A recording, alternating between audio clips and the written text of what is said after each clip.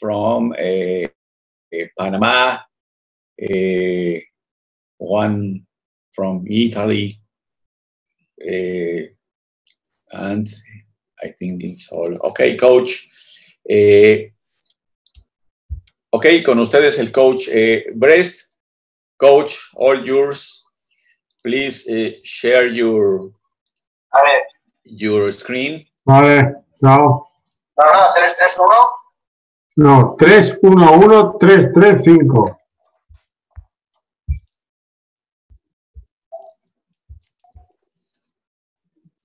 Can you listen me, coach? I can listen you, coach. Wait a minute. Coach, okay, go ahead. Coach Portela? Yes, I can listen. Okay, good. Good afternoon, coaches. Great to be with you. Coach Portela, I am very honored that you invited me to be with across the country, across the world. I'm very honored to be here today. Coach Portela had asked me to share some special teams information with you, and I'm just very honored to be with you today. The very first thing that when I asked what are some needs that we have with special teams, and he asked to talk about how we evaluate special team players. Now I'm coming at this from a college football perspective here today. And the very first thing I'm going to share with you is my vision statement for this upcoming season. And everything we do at Grove City, whether our offensive vision statement, our defensive vision statement, our special teams vision statement, our academic vision statement, our recruiting vision statement, our overall football vision statement, everything that is in a vision statement is what we live by. But here's our special teams vision statement. And in blue, it's why we do what we do, special teams, and that is to establish and change field position.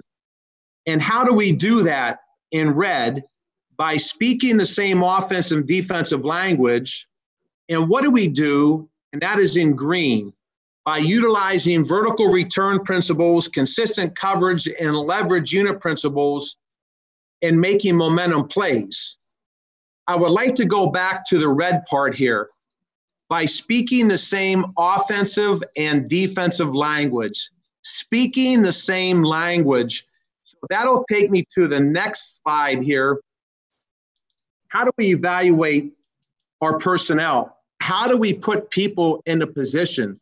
Speaking the same language. I would like you to keep that in the back of your mind here, speaking the same language. So up top here is my kickoff depth chart. On the right-hand side, my defensive coordinator, who's our linebacker coach, he works with the right side of the kickoff. The kickoff is a defensive coverage unit principle. And we use all of our defensive terminology. I don't come in and with all of my terminology and keys. We use defensive terminology. We use defensive technique.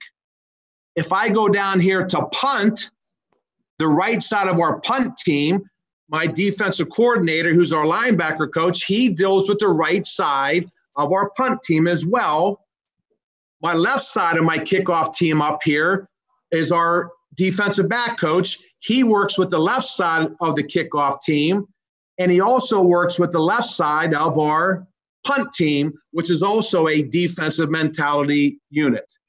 So we have defensive coaches working with the defensive units. All right, we okay with that? So we're speaking the same language. Defensive coverages units, defensive coaches speaking the same language, using the same defensive technique. If we go back up to kickoff up here, what personnel do we use? So our 5, 4, and 3 players, we number inside out 5, 4, and 3. Those are our strong safeties, our linebackers, those fast defensive ends that can get down the field. That's who we utilize at the 5, the 4s, and the 3s. And I don't know why that keeps popping up there. on both sides of the ball. Well, guess what? If I go down here to punt, if you can see my arrow here, if I go down to punt, the right side and the left side of our punt are the same guys that are the 5s, the 4s, and the 3s, coached by the same coach on either side of the ball on kickoff and punt. So we make sure that we really hone in on who's our best 5, 4s, and 3s on kick coverage on each side of the ball, and who's our best right guard, right tackle, right end. Those are the same players, the strong safeties, linebackers, and defensive ends. So that's how we figure out who's our kickoff and our punt coverage guys, okay? Now, if you go back up to kickoff, our 2s and our 1s, our outside leverage guys and our contain guys, those who are our best tackle guys, those are our fast guys, but they're corners and free safety type guys. Okay, so that's how we do that. I'll be talking about shield punt here in a little bit. I'm back down here to punt. You can see me circling this. Our shield punt, our left shield and our right shield. We evaluate our tallest, biggest guys that can run a little bit. Our left shield this year was 6'7", big, tall. He was our starting nose guard on defense. Our right shield was 6'5". All right, so he big, tall, long, and he can run. All right, he was also a backup defensive lineman. So we had tall guys at the left shield and the right shield. You want tall guys there. And our personal protector on shield was our starting H-back fullback. He was our best blocker on the entire team. So we did have one offensive lineman here, okay? So on defense, defensive coaches coaching right side, same guy coaching the right side, same guy coaching the left side on kick and punt, right? Same guys working the right side and the left side on both kick and punt. So it's very important that we speak the same language and stay consistent with where guys are at. On punt return, offensive coaches are coaching punt return. I'm also the receiver coach. And guess what I have here? Field 1, field 2, field 3, boundary 3, boundary 2, boundary 1. As a receiver coach, I have receivers on my punt return. You might say, well, coach, why do you have receivers there? Well, a lot of the techniques that we're using on punt return are the same technique that I teach when I'm in a fit position as the receiver coach or the receiver blocking technique. Now, I'm very fortunate as the receiver coach that we have a 6'6", a 6'5", a 6'4", 2 6'3", and 2 6'2" receivers. So we're able to put our receivers there to work there in the front line. Our middle hawk player, which is like a middle linebacker type, he's our running back H-back. So guess who coaches him? Our running back coach coaches him. We do have our cornerback coach. He does coach the corners on punt return because we use our corner techniques. You got to have your best hand guys who can fill the punts back there, and our head coach does that. How do we evaluate kickoff return guys? Our frontline guys. I'm a 6'3", guy on kickoff return. Our front six, if you see right here, I'm circling it. Our front six guys are all wide receivers. Why? They can run, they can set up, and the fit position is the same fit position blocking techniques that I use when I'm blocking on the perimeter for the wide receivers. Our second line, the left half, the up back, and the right half, those are our H-backs and fullbacks. Guess who coaches those guys? Our running back H-back coach. So another offensive coach coaches them. And then our best hands playmakers are returners, again, coached by our head coach. So we speak the same language. Defensive guys and defensive coaches under my guidance coach the defensive coverage units. Offensive coaches and offensive players are coaching and playing the offensive returns. So that's what we do men, coaches, for evaluating personnel, and we speak the same language with that. So we want to start with SEAL Squad. I have some notes here. I do have some video. I understand some video might be slow playing, but I'll try to talk through it.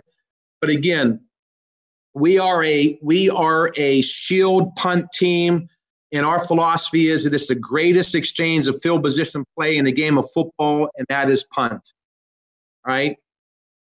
An interesting statistics that I have read over the years that there was special teams that anywhere special teams can be 13 to 17% of the snaps in a game and in a season. This year at Grove City College, we had 11 games and we won a bowl championship this year. 17% of our snaps comprised the season of special team snaps. So it really worked out for us, 17%. And our head coach gave me 20% of the practice time in camp, the regular season, as well as our spring practices for special teams. So all of you head coaches out there, that's something that you need to be thinking about. How much special teams time in practice are you going to give for practice time? We had 17% of our snaps in the games were special team snaps. All right. Our philosophy on shield punt, we want to protect. We are a man shield. We want to cover, create turnovers, and give field position. Make the opposing offense drive a longer field. Okay. I'll go through some of these quickly. Snap to kick time.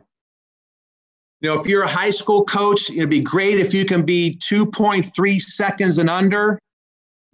College coaches, 2.1 and under is really great.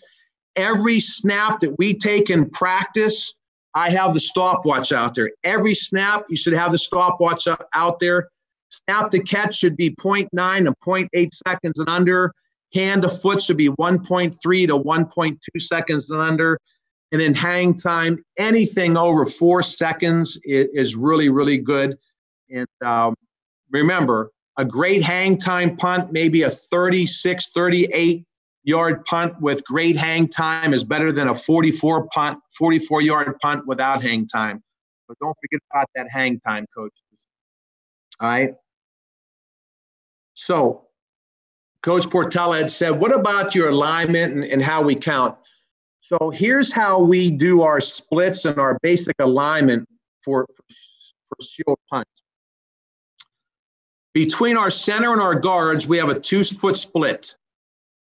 Between our guard and our tackle, we have a 3-foot split. And between our tackle and our tight end, we have another 3-foot split. Splits are very important. If you keep consistent splits, you keep those wide splits, the less chance of a block coming from the outside.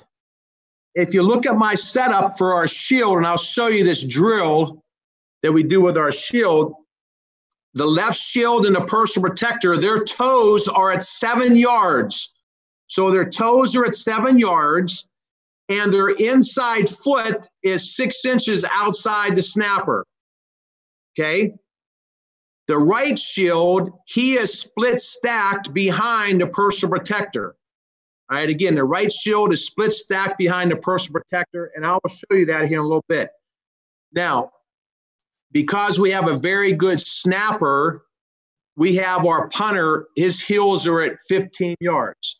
So whatever your philosophy is, you might have your punter at 14 yards, whatever. We put our guy at 15 yards. That's our base alignment. All right. Stances, right? Eyes on the key, forearm on the thigh pads, feet are sort of width apart, weight evenly distributed on the insteps. So you can move either way, whatever your steps are. Chest, over knees, over toes, and then bend at the hips, bend at the ankles, bend at the knees. All right, a basic stance. Okay. Now, for the most part, we are a directional punt team. We like the directional punt team. We will directionally punt to the right.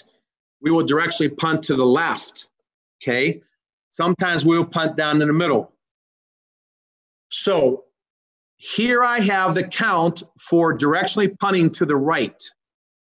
And whatever call you want to make it, I call it a river call. River, river, river, we call it to the right. So if I'm directionally punting to the right, my right end blocks number 1. My right tackle blocks number 2. My right guard blocks number 3. My center has a free release to the ball. On the backside, away from the call, you add 1 to the count. So my guard blocks 4, my backside tackle blocks 3, and my backside end blocks 2.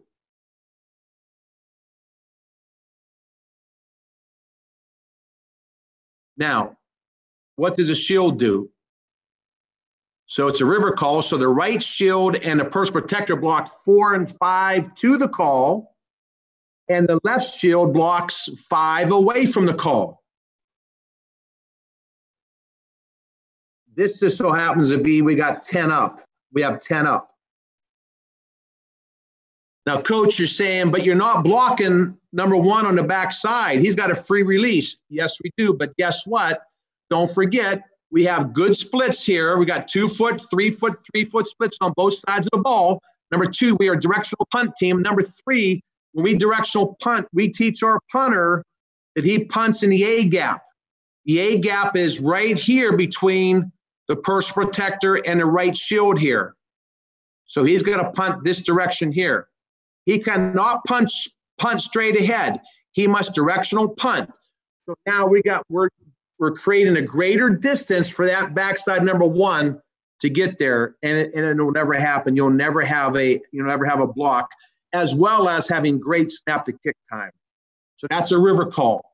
Ends block 1, tackles 2, guards 3 to the call. Backside guard has 4, backside tackle has 3, backside end has 2.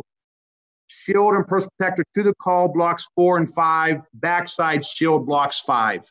Center has a free release. Okay. Now, this is just a late call. We're punting left. We're directional punting to the left. Right. All we did was flip the call now. Left end blocks 1. Left tackle blocks 2. Left guard blocks 3. Backside guard, tackle, and end. You add 1 to your call. Guard blocks 4, tackle blocks 3, and blocks 2. Left shield and purse protector block 4 and 5 to the call. Backside shield blocks 5.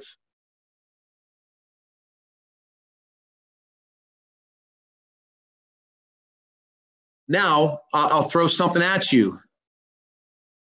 If we have 8 that are threatening to kick and not 10, if we have 8 here threatening to kick, we can call what we call a middle call, or I call it Moses. You can call it whatever you want. But if we just want a middle call and not directional kick it, maybe you have a punter that kicks really well down the middle of the field. I'll call a middle call Moses, because they're only threatening 8 coming after the ball. Now, ends have 1, tackles have 2, guards have 3, and the shield picks up number 4 on either side. So basically, your front line is fanning out to 1, 2, and 3. The shield picks up both number 4,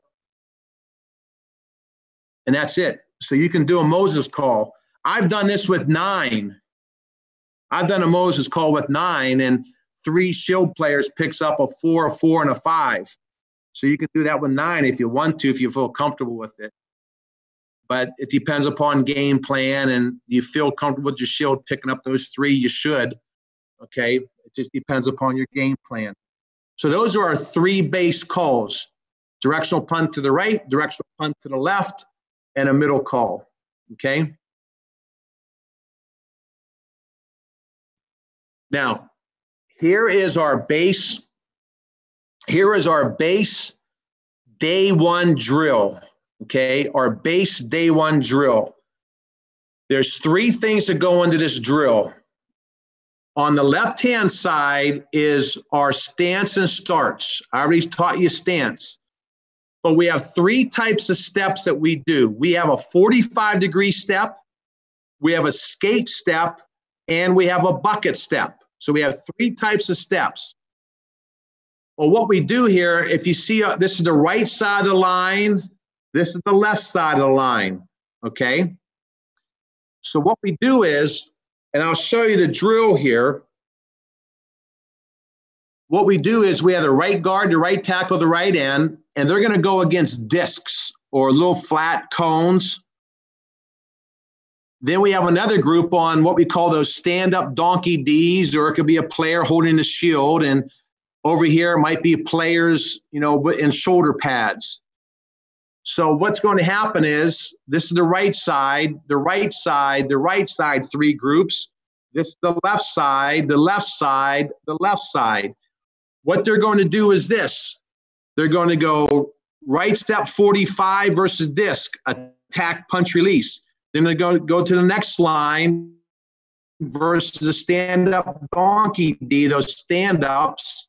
Right step 45, attack, punch, release to the play side number. Then they're going to go right now to the against with a player versus shields and attack, punch, release. Then they come back again. They're going to do the skate step 3 times.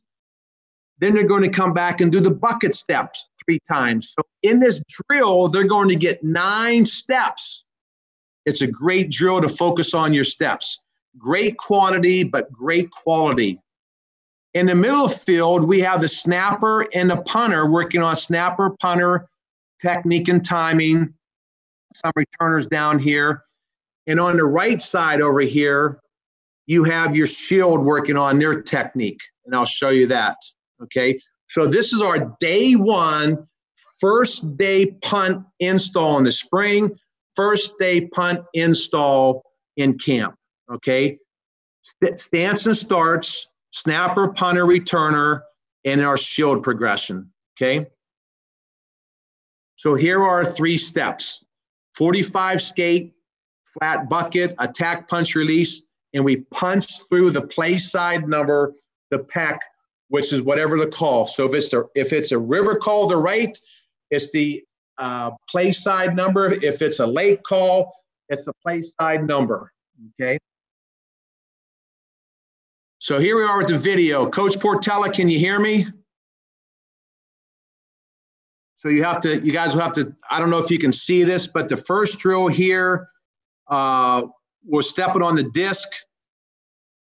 This is through a player, this is in spring, and this is through coaches holding and players holding the shield, okay?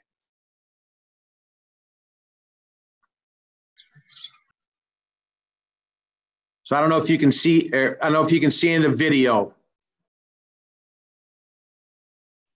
Yes, coach, we can see. A little bit slow, but we can see. Okay, I'll just kind of like this run through then. So you can see the stance and starts. Just to give you an idea how we do it. You do the 45 steps. A 45 step is the guy's right on your outside shoulder. A skate step is when he's 1 man removed. You got to skate, push up the inside foot like you're skating on the ice rink. And then the bucket step is when he's 2 men removed. Okay. What I want to do is this. Quickly.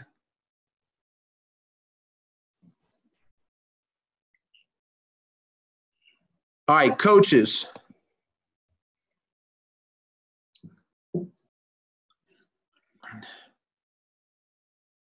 If you see these 2 players on the right-hand side, this is called a bucket step. They're going to, just like any of your offensive line coaches, you know, bucket step, they're going to bucket step right. They're going to lose ground with their outside foot, then pivot and take their inside foot and, you know, step through the crotch and go downfield. So this is a bucket step.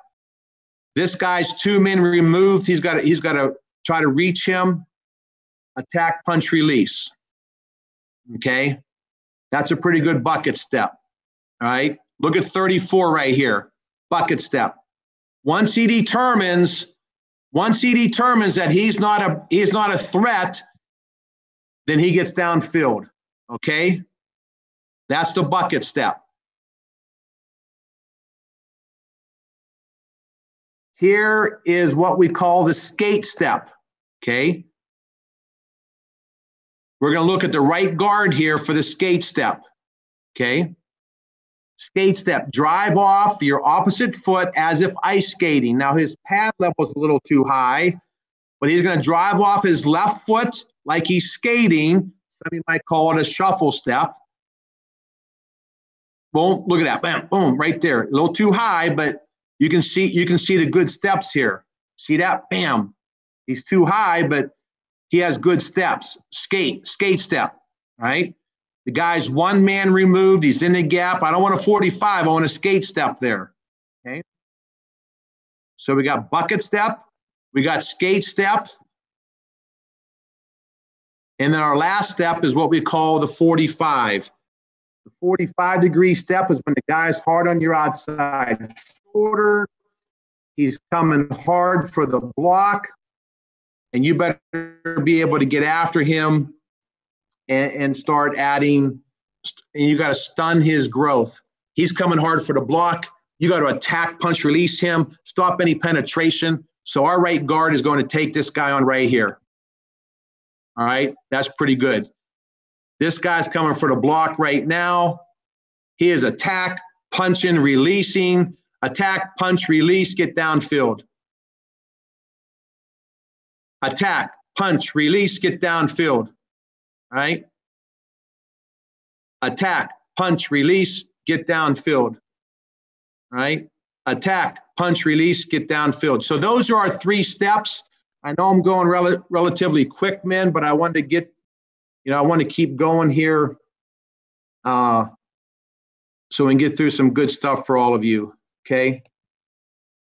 Now, let's go to the shield. Here's our shield. Here's our shields. So right now, these guys should, this happened to be our starting shield right here. These guys should have their toes at 7 yards, all right? 6 inches inside the centers, all right? Here's the right shield. He's split stacked inside the purse protector. As the ball goes through, he's going to slightly step inside. The purse protector will step inside, and he will step up and inside. We do not have anybody turning to the inside. We're always facing forward, all right? So here's how this drill looks, okay? We always go versus air first. Here's how this looks, all right? We're just stepping. This is the very first time we ever did this. Very first time we ever did this. I got 2 groups going, all right? This kid here is 6'7", this kid's 6'5", and this is our best blocker on the team. These were our backups, all right?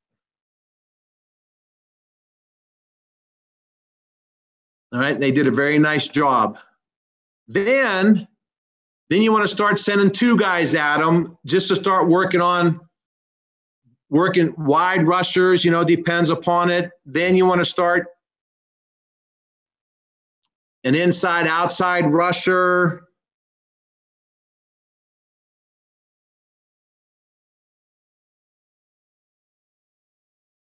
Then you'll get no more than 3 rushers coming at them, coaches, right?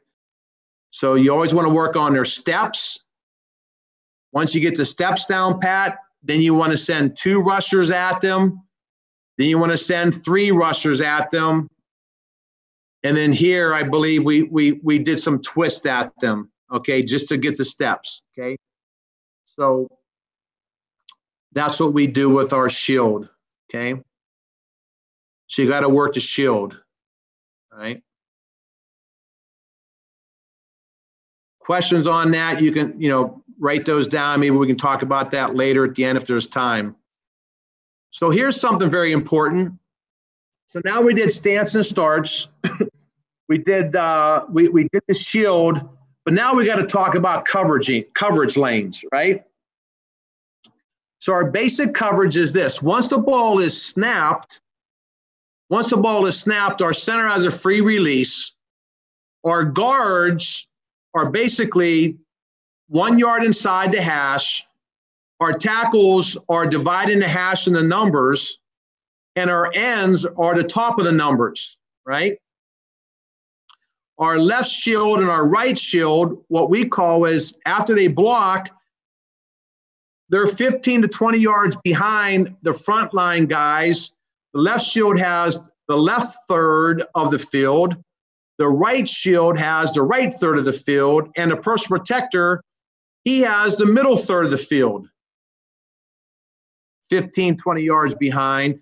And the punter, after he punts it, he always yells the direction of the punt in case he gets off a bad punt.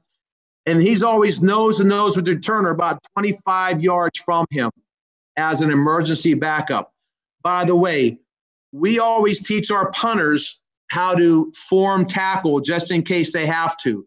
Always teach your punters, if you have a pure punter and he doesn't play anything else, always teach him how to form tackle for injury prevention.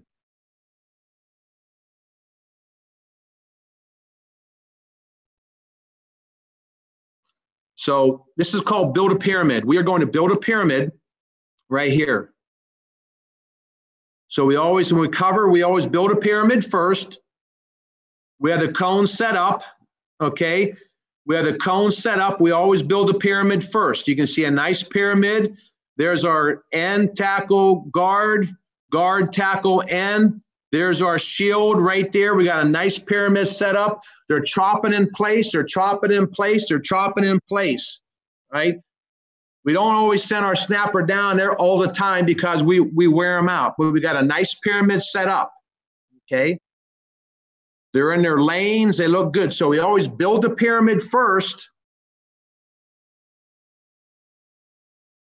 Then the second thing we do is this. What happens if you have a player that gets held up at the line of scrimmage? You don't want to have a big crease here for the returner to go through. We call it the replace drill. Your guard gets hung up. You got to replace him. So he gets hung up to the tackle. He has to replace his lane. The end has to replace. So the guard, he gets hung up. He's got to work outside and replace it. So you still have the equal distribution of your lanes on the build a pyramid drill. All right, it's called a replace drill. Okay. So here's a good example. So I put some coaches to just hold a couple guys up, and you'll see some guys being held up, and you'll see some guys. All right. So you see these two guys being held up. They'll eventually work to the outside, and these guys will constrict their lanes and replace where they were supposed to be. It's called a replace drill, okay? So you see how that works, men? We replace where they're supposed to be at, all right? Now, on this side of the field, we got the young kids. We got the freshmen. We're teaching them. The head coach takes them down there and works with them on how to cover. Everybody's getting reps at this. So if you got young kids, JVs, whatever you have down there, we're working everybody. We're working everybody down here, all right? They're doing the drills as well, and they do a nice job of it, okay?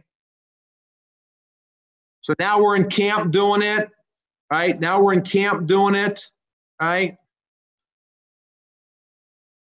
Doesn't look too good. I think I want to get to, let me see here.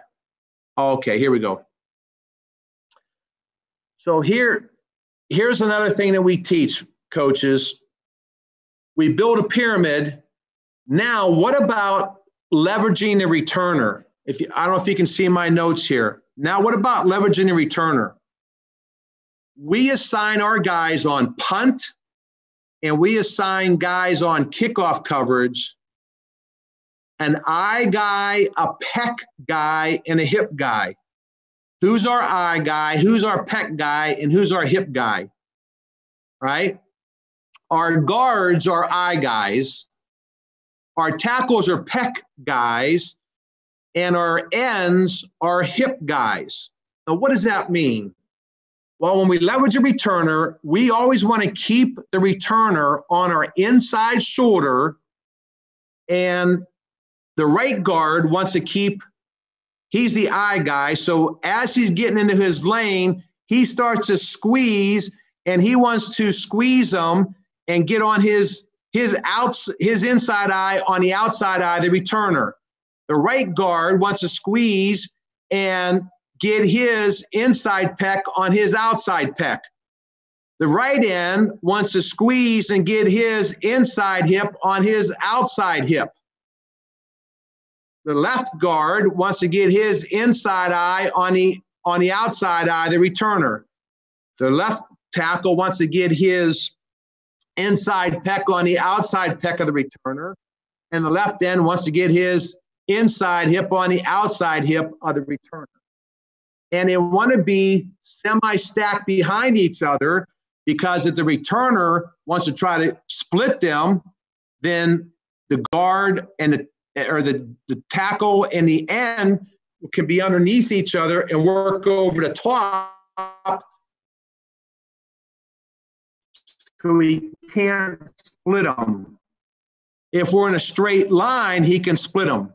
These guys get to the outside, okay? Here's another good shot of build a pyramid and replace drill, okay? That's in camp, okay?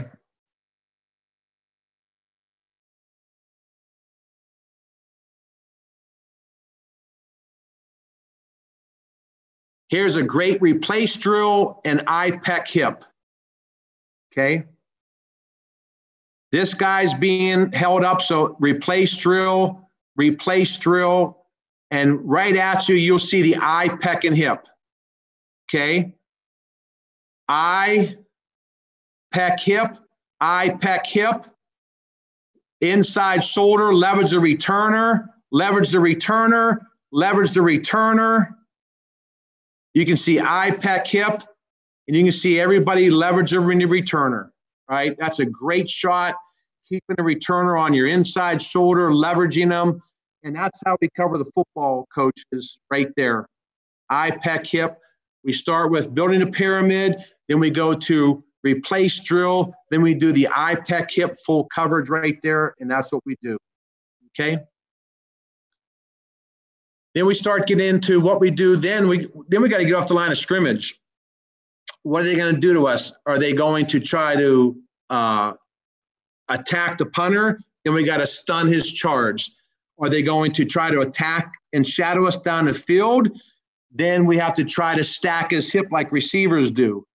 Or if we can't get off of him, then we do what we call a squeeze drill, where we try to squeeze him into the returner, and by doing what I call a one-arm bench, okay?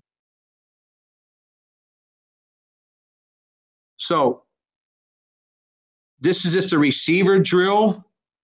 This is a punt coverage guy, number 22 here. All he's trying to do is stack him. Get off the line of scrimmage. He knows he's not charging. Stack him. You got to beat him. You got to beat him. You got to stack his hip. You got to beat it. You got to get on top of his hip like receivers do. Boom. All right, so we worked out like crazy, okay? So here's one of our game films here. I don't know if you can see. Here's a great shot of one of my guys. He stacked the hip right there, all right? This guy eventually here stacked the hip as well, but, you know, this kid had like a 3-yard return, number 84, but we're stacking hips. We're stacking hips. We're stacking hips. We work that stack the hip drill all the time. So if you work those drills and believe in it and teach it all the time, then this is the type of stuff that you'll get on film, okay? This is stacking the hip drills that you can work on as well.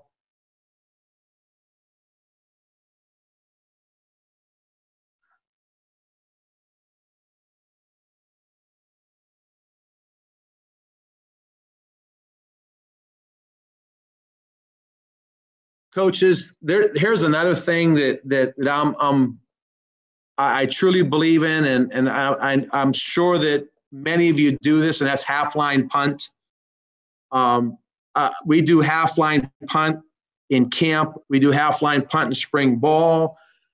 We do half-line punt if we have a bye week. If there's something that I feel that we need to work on during game week, we will do it during the first practice of game week to work on review things and fundamental technique. So I'm a very firm believer in half-line punt. That's something to think about too. It's a great drill to get a lot of good quality and quantitative reps. Half-line punt is very important, okay? And so, you know, we do a lot of half-line punt, coach. It's something to think about, to put down, okay? Also, one question that I had from some coaches and Coach Portella, what do you do about punting out of the end zone? What do you do about pinning in? Well, the great thing about punting out of the end zone, you're a shield punt team. You're already in double tight, all right? Well, it's already in. Now, here's the thing. Really, the only change that I might make, or that I do make, is if our hills are at 15 yards. But if we're punting 13 yards or less, I tell my punter to one-step punt it. All right, we do one-step punt it, and we might go 2 foot, 2 foot, and 1 foot splits. Okay. So now if we're punting out of the end zone, the two changes I'll make is one-step punt, and then 2 foot, 2 foot, 1 foot splits, right? We may do that as well. So those are the two changes that we make. But the big thing is the one-step punt, and that'll increase the snap to kick time in our favor, okay? These guys must cover like you can't believe, okay?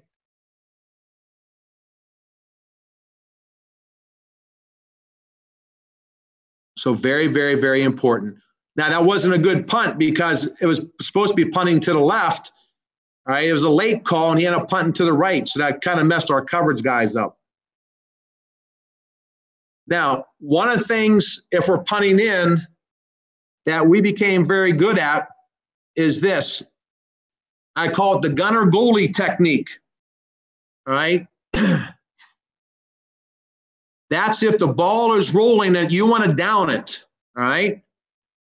We do not assign a guy this. This is how we teach it. The first guy that gets down there becomes your gunner goalie.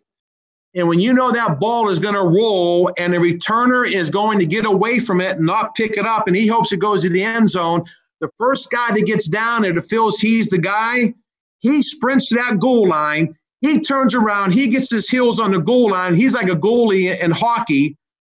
He spreads his legs like a goalie. And up here, we can have our any body part in the end zone as long as the ball does not cross the goal line, okay? We call it the gunner goalie technique, right? So the ball's rolling.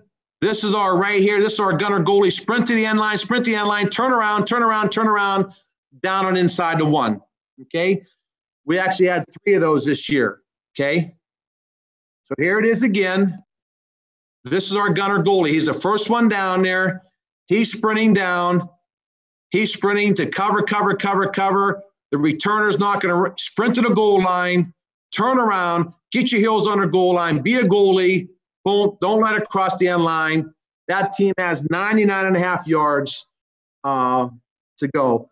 So our defense stopped them, 3 plays now punt. We drove down for a touchdown, right? That's how good that was for us, right? Here's another team.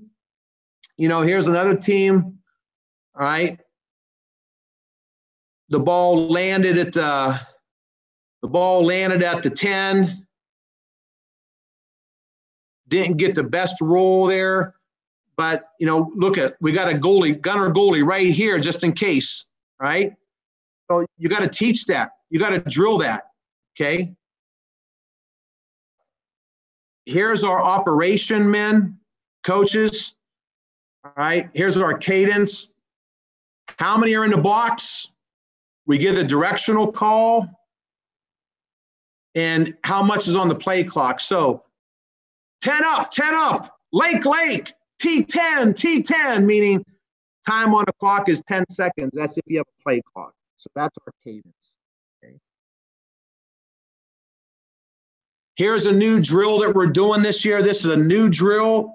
All right. I don't have film of this because we didn't have spring ball because of this COVID stuff. But this is a new drill. It's called the squeeze drill. All right. Because we had a little trouble with this year. If the guys with the S, these are the opponent that we have to squeeze. The guys with the color, the full player, the peck guy, the I guy, this is us.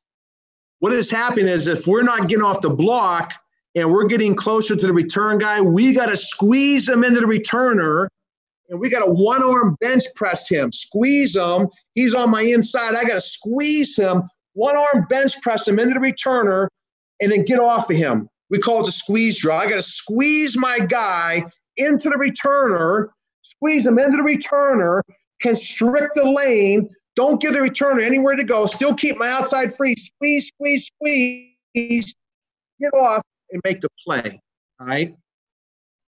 So we call it the squeeze drill. That's something that we are definitely going to be working on this off season. Something new that we are doing with coverage, all right? And here's why, because we speak the same language. Going clear back to my vision statement, all right? Something new.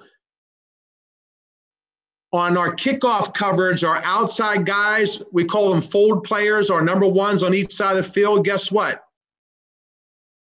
Our ends, I'm changing this year. There are fold players. After they block, they're going right to the ball. There are fold players, so I'm changing that up.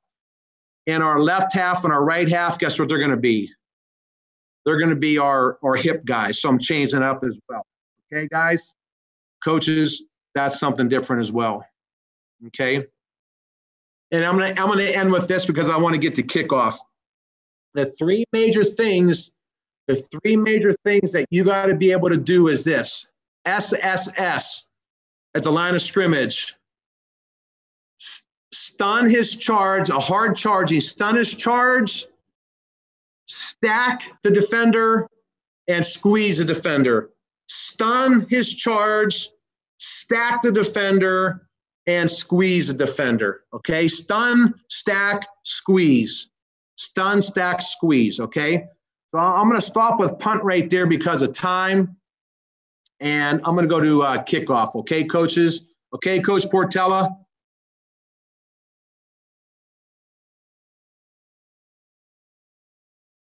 All right, so here's kickoff. We talk about kickoff, and the coaches have asked for directional kickoff. We are a directional kickoff team, all right? We are a directional kickoff team, all right? I actually kick off to the right because I have a left-footed kicker. What I have up here is I have up here directional left, okay? I have a directional left schematic, and it's pretty cool. So B2, B3, and B4, B2 is my hip guy, B3 is my pec guy, and B4 is my eye guy. I already taught you that. Eye, pec, hip, correct? They're inside the hash. They're inside the hash. I'm kicking deep left. B5 on the right, B5 is my eye guy. F4 is my hip. F4 is my pec guy. F3 is my hip guy. So those are my eye, pec, hip. Well, coach, what are you doing with F5? All right, here's the name of my kickoff. It's deep left, field 5. Deep left, field 5. What I call this is I call this a twist concept. we get going 8 to 10 yards, and once we know that return is coming here, then we twist behind and we go right to the football. You have no responsibilities, kamikaze to the ball, no responsibilities except get to the ball. F5, get vertical, directionally, 8 to 10 yards. Once you feel that return is going to go here, then twist behind and go. What does that do? It messes up their count. Now that gives us an extra guy inside the hash, right? We do not like to put 5 guys inside the hash because it's easier for the return team to wall 5 guys off over here, then we're screwed. I like the twist concept because I'm 8 to 10 yards vertical. We're paying attention over here. Are they going up the hash? Yes. All right. If not, by the way, if they're going to the field, then guess what? I stay in my lane, leverage the returner with my inside shoulder. If he bounces it here, then all we do is keep adjusting our cover lane. That's all we do.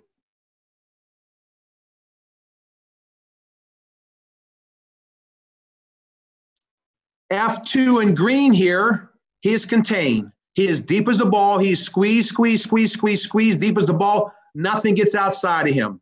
B1 and F1, if you remember our ends, the new thing we're teaching punt on our ends, there are full guys. What they're allowed to do is this. They're allowed to figure out the kickoff return, and they're allowed to go find the football. So really, we have 3 guys, B1, F1, and F5 that are kamikaze, no responsibilities. You go find the football. And it's very difficult to block those guys when they're trying to, to step out and find the football. It's a great kickoff for us, right?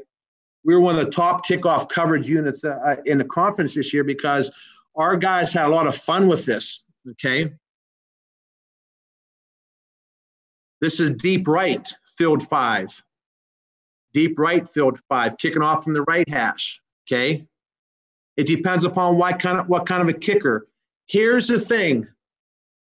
If you tell your kicker, I want you to put it down on the numbers inside the 5, then your kicker is going to be thinking too much, all right? Tell your kicker, kick it as deep as you can inside the hash. That's better. Don't say, I want you to put it right here. Tell the kicker as deep as you can inside the hash. That's better than trying to give him a spot. Don't make your kicker think too much, okay?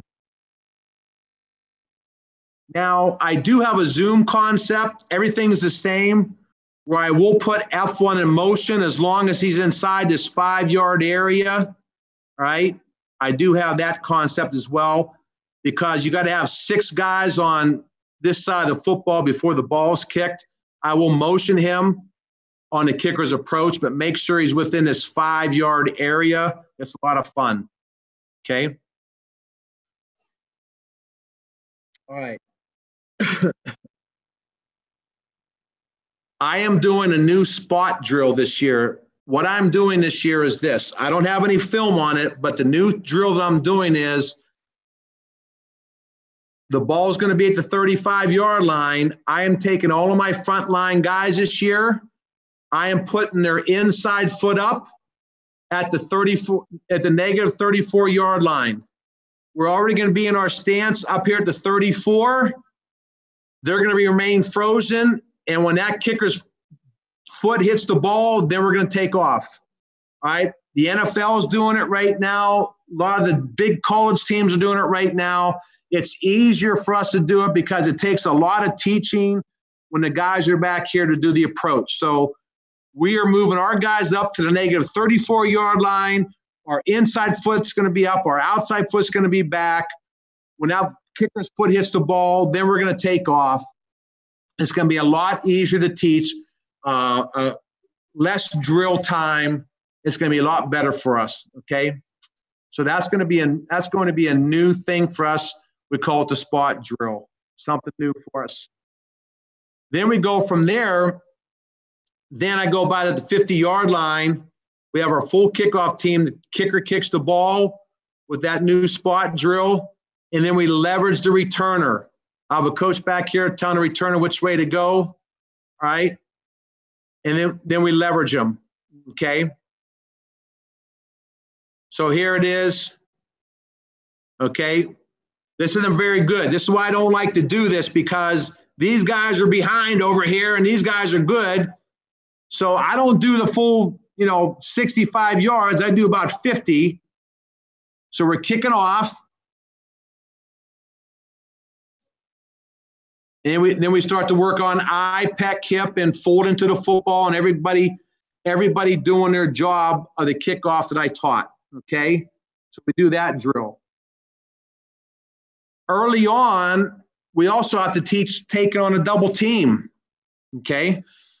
If you don't teach taking on a double team and all of a sudden you get into game week and you got to teach taking on a double team, that's going to put you behind during game week. So in camp, you got to teach taking on double team. Now, I don't know what the rules are where you coaches are at, but there's certain double team rules that we have, but we never say blow up the double team. We never say blow up the double team.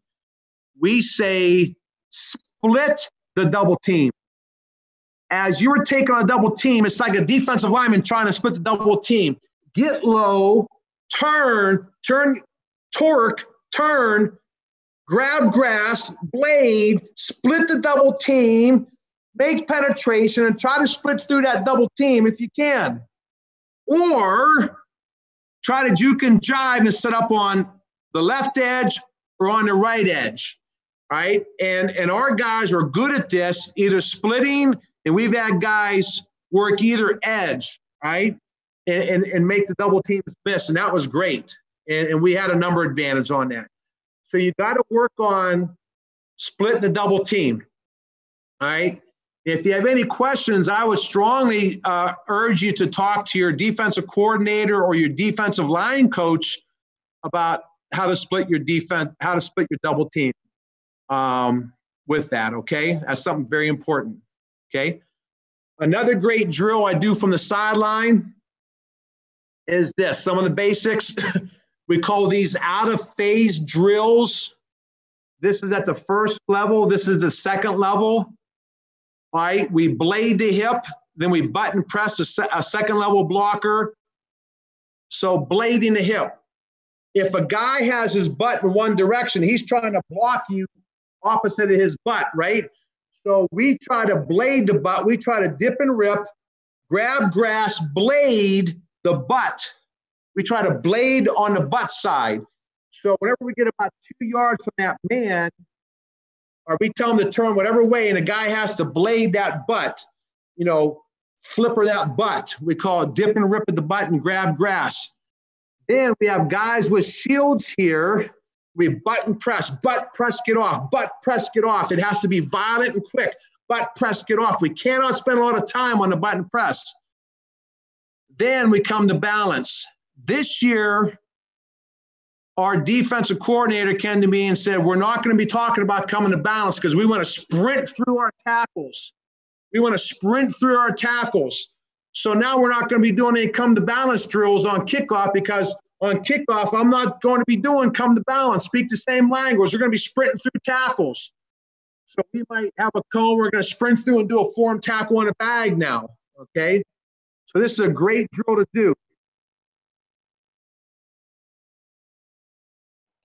And then the next drill we do is I put it all together. I call it, because we're the Grove City Wolverines, I call it the Wolverine drill. All right, the first drill, we do the spot drill with the kicker, then the blade, then the button press, and then we eye, peck, and hip the returner. So those are the drills that we do, all right? Here's our Wolverine drill. There's the spot drill with the kicker, time it up with the kicker, all right? Then we blade, see how he's nice and low, grabbing grass, right there, he's grabbing grass, dipping and ripping, getting low, defeating the block, right? Butt side, hip side. Now we're going to the next level, all right? See how he's button and pressing, butt press, elbows in, thumbs up, out 11, 1 o'clock, all right? Getting rocking and rolling, all right? Getting off the block. Now we're going to leverage our returner. Leverage the return to keep the ball carrier on your inside shoulder, right? Now the ball carrier is going away. This is something new. These guys here, we call them fold players on the backside. They still leverage the return to keep them on your inside shoulder. You're folding on the backside and be ready for any reverse action coming on the backside, right? All right. I-pack hip, I-pack hip, I-pack hip, boom. That's the drill, okay? That's called the Wolverine drill. You put all together, all right? A new drill we're going to put together is a 15-yard drill, all right? These are blockers. That's a returner. We got to do a better job in phase, right? The returner is going to attack one side. We got to get off our blocks better, so we're going to attack the blocker. The blocker is going to fit in more. We got to do a better job of button pressing and getting off in phase. So this is something from our film study that we got to do a better job of getting off of our blocks, okay? Here's that blade, button press, come to balance drill. Here it is coming right at you. Blade, button press, come to balance. You can put a dummy bag there and come and tackle it however you teach your tackling. Or you can leverage a returner, however you teach it, okay?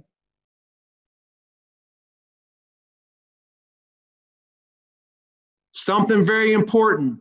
On Tuesday, or your first practice day of the week, if you in film feel that you got to work on something, do it. This right here was in our bye week. We had a weakness with us. We went clear back in our bye week. Every single special teams thing that we did, we went back to day one of camp and all special teams. We reinstalled on day one of camp during our bye week. We did everything, all of our fundamentals again. That's something to think about, coaches, okay? And so that's what we do. I mean, those are our basic drills that we do for kickoff, right? I just got a lot of drills here. Lot of drills. By the way, here's popover.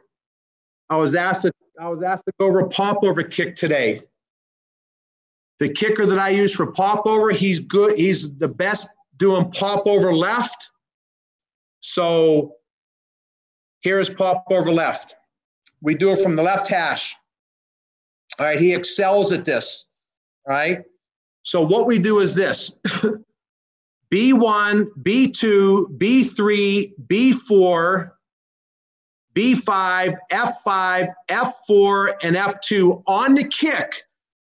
Their only responsibility is this. They squeeze to the football, they avoid all blocks if possible, and they get to the football. That's their job. The kicker, your job is to kick the ball and to try to get as much height as possible and to put the ball between the 25 and the 20, and we're hoping that he can put it on the numbers, right on the numbers, with as much height as possible. We are trying to get the ball to either land on the ground or to get them to fair catch, number 2, or 3, to get someone not used to catching the ball to catch the ball if at all possible. Now, I have 3 guys that I haven't given assignments to.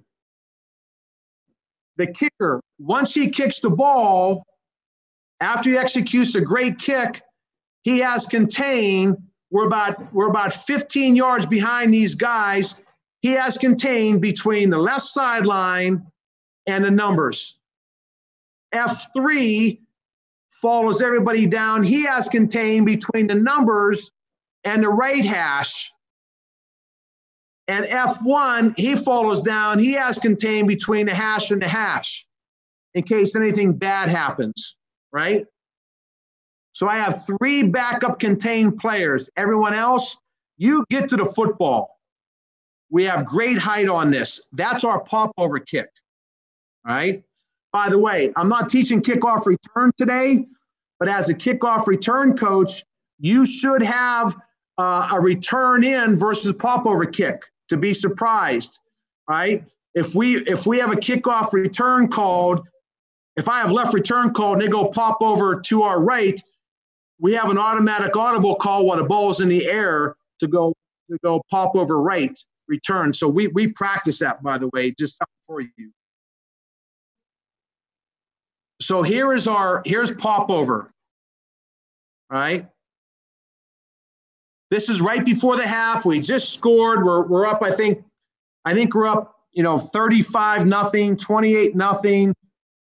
And we're right before the half. And you can see where the ball landed, right here at the 25-yard line. We're flying down the field, right? Things looking pretty good. And they got the ball at the 33-yard line, okay? I'll go from the tight view, the end zone view, okay? And I think I have one more. This was in our bowl championship game. They had really great returners. Again, we just scored right before the half. We have the momentum, and you can see what happened on this. The kicker gets a really good kick, really good height. The ball landed at the 21-yard line. The ball's on the ground. Get down there. Ball landed at the 21, and we tackled him at the 23. Okay? Let me show you from the tight view.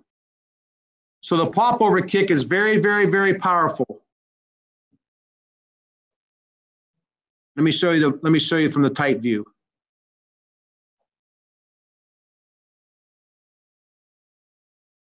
All right? So things like that work. And you got to pick your time. You got to really execute when you want to do the pop-over kick. Okay? Quickly, here's how I do onside kick. You must have 4 and 6 on either side of the ball. So what I do is I always have my F1 guy. He comes in motion with a kicker. Once the kicker kicks the ball, then I have him sprinting behind these guys, B1, B2, B3, B4, B5, and F5, and following them down to be what I call the ricochet, because if it hits a guy and comes back, he's what I call the ricochet guy to recover the ball if it ricochets back. He becomes my 7th guy. He crosses the ball once the kicker kicks the ball. And you got to develop your kicker to get that roll, hop, high hop, okay? B1, he needs to be that basketball player, that tall guy, that guy that can jump. He got to keep the ball in bounds, butt to the sideline, fill that high hop, fill that low grounder. Maybe he tips it back to B2. B2 can catch the ball after it goes 10 yards or recovers the ball. B3 can be a blocker or a recoverer. B4 and B5, they are normally your blockers, right? If they come out of this 10-yard area, they're blocking those guys right now. F5 is a recoverer. F4 and F3, you attack this side, but ensure contain in case something happens and they pop it out to this side. All right, F2, you are a safety valve on this side, and F1, attack this side and be the ricochet man. Okay, so are we okay with that? That's how I teach it. You got to do reps on that, okay? All right. So because of time, I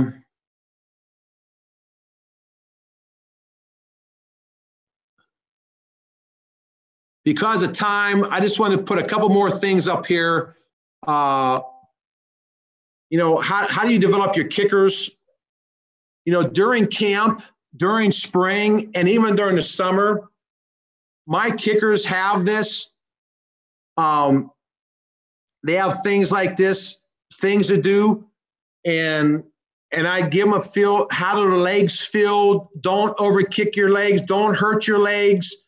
But things like free swings, no steps, 1 steps, height drill, dry runs, no kicks, and all these drills, directional kicks. And I typed this up for them. There's a guy by the name of Jamie Cole, Kohl, Jamie Cole. Kohl, one of the top kicking, punting, snapping coaches in our country, one of the top guys. A lot of my kickers that I coached in high school, I sent them to. He is a wonderful man, one of the top kicking coaches around here in the United States. I've had his tapes.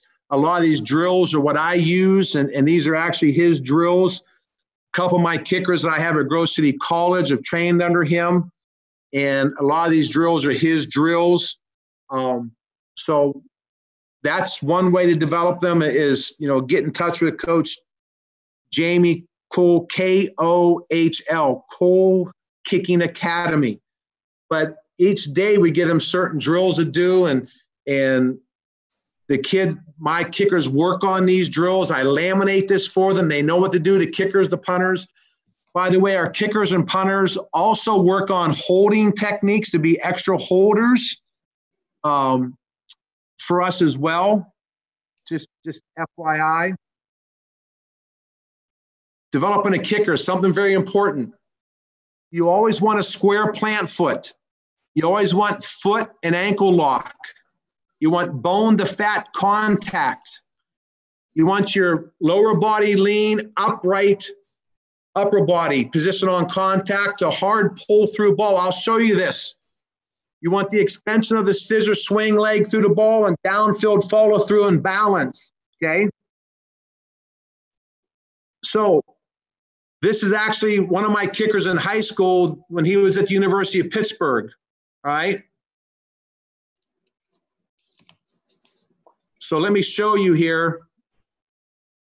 He's stepping before the ball is in the hands of the holder. This helps with your snap to kick time.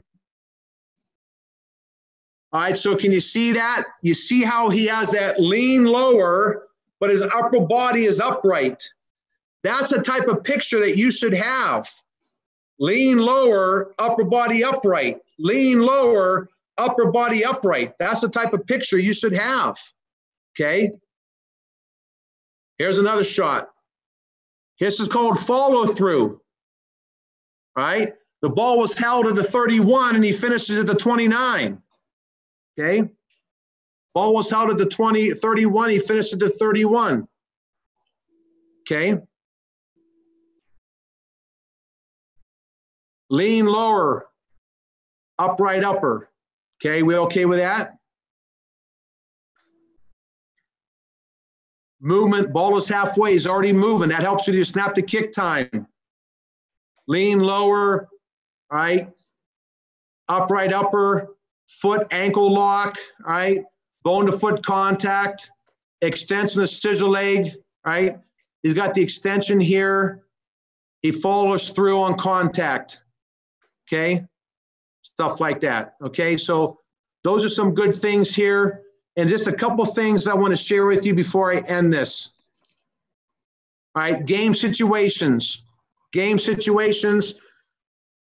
Something odd right now. If rain is in the forecast for game day, every once in a while use a wet ball during punt and PAT during the week. We have a water bottle, we have a bucket out there. We'll take an old ball and make them use it. Punt. Review counts and overloads, even if the opponent doesn't show in scouting reports. All right. Review all fronts, returns, and blocks the day before. Practice pinning in and punting out of the end zone. I always do this. If we play on Saturday, we always do this on Thursday. Fake punt weekly. If you are a coach that believes in having a fake punt in your system, always scheme it. If you don't do it. If you do, do it. Okay? Punt return. Always have your fake punt alert ready to go. Defense. By the way, our backup punt return team is our defense. All right. Our defense has to be our backup punt return. All right. Fourth and less than 5 is always we keep our defense on the field, coaches. All right. So our defense has to learn it. You have to have punt return. You have to work versus fake. Versus shift punt. We see teams up here do a lot of shift punting. Returners, you must educate your returners to know the situation. Coming out versus pinning in. They must know all types of punts. Right-footed punter, if it's a right-footed punter, all right, it's going to turn over to the left. If it's a left-footed punter, it's going to turn over to the right. They're going to be able to catch low line drives. They'll be able to catch rollers. They're going to have their heels on the 10 on pin and punts. Kickoff. You got to work versus a reverse at least one time a week, even if the opponent doesn't have it. You got to work popovers 2 practices a week and onsides a day before, and kickoff return. You got to work versus a mass huddle. We have teams up here that are mass huddle. You got to work versus that. You got to work all types of kicks at least once. You know, we do a ball fielding circuit in camp. You know, all kind of kicks that you'll see, and you got to work on hands team, even if they kick deep. All right, PAT field goal and PAT field goal block. You got to do that. Coach Figueroa or Coach Portella, that's all I have for you, Coach.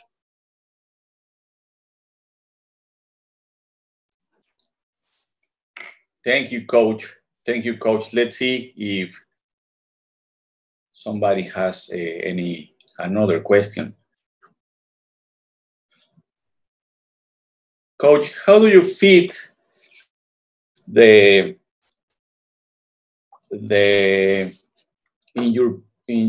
your practice periods, the special teams periods? On Tuesday, Wednesday, Thursday, I have a 5-minute punt, 5-minute punt return, 5-minute kickoff, 5-minute kickoff return. And then on Tuesday, Wednesday, we have a 5-minute PAT field goal. And on Thursday, a 5-minute PAT field goal block. On Friday, we have a mock game, offense, defense, special teams. And then I also have a halftime period where I have a 15-minute walkthrough on any situation and special teams that I need. So I really have 20 minutes per practice, four 5-minute periods per practice, plus the Friday mock game and a halftime period. Okay, Coach, thank you. It was a great presentation. The reason why I asked you talk about the special teams today is that usually there is not many special teams clinics where we can learn the little details on how to teach them. Yesterday, I spoke with some coaches about the importance of the special teams that can represent 30% of the points, and that is the importance that we must give in our practice. Coach Brest, I really appreciate that you spend your time to share some football with us. I told the coaches in the beginning of the clinic that every year you come with your family to the Mayan Riviera for your vacation, that I met you 2 years ago, that you are a great person with great values and always willing to serve. Once again, I thank you for the willingness. Please give my regards to the wife and children. I hope to see you soon. Love you, Coach. Thank you. Give my best to your wife and your children as well. And thank you to all of the coaches who listened. And I just hope that you're able to take one thing away from this presentation to make you a better coach. I become a better coach doing this and become a better coach just listening to all of you. Thank you so much. Ok, coaches, les agradezco mucho hayan estado aquí. Espero que el conocimiento que nos transmitió el coach les haya sido útil o les sea útil ahora que regresen a sus prácticas. Muchas gracias a todos ustedes por estar aquí. Los invito en punto de las 2 de la tarde en la página de Tercer Cuarto en vivo. Va a estar la mesa redonda con el tema de Shield Punt contra Spread Punt. Ahí vamos a hablar los coaches van a hablar de estos dos temas y los van a discutir, sus ventajas, sus desventajas. Por favor, si tienen tiempo, conéctense. Muchas gracias, coaches. Hasta luego. Thank you very much, coach. Gracias, Coach. Thank you so much.